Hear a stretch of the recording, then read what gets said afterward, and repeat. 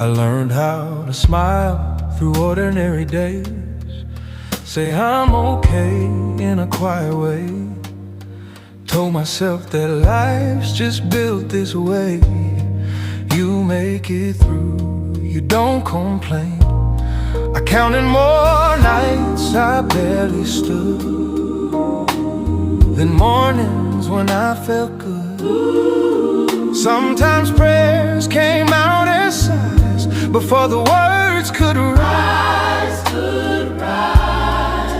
Then one day, without a sign, everything I leaned on lost its spine.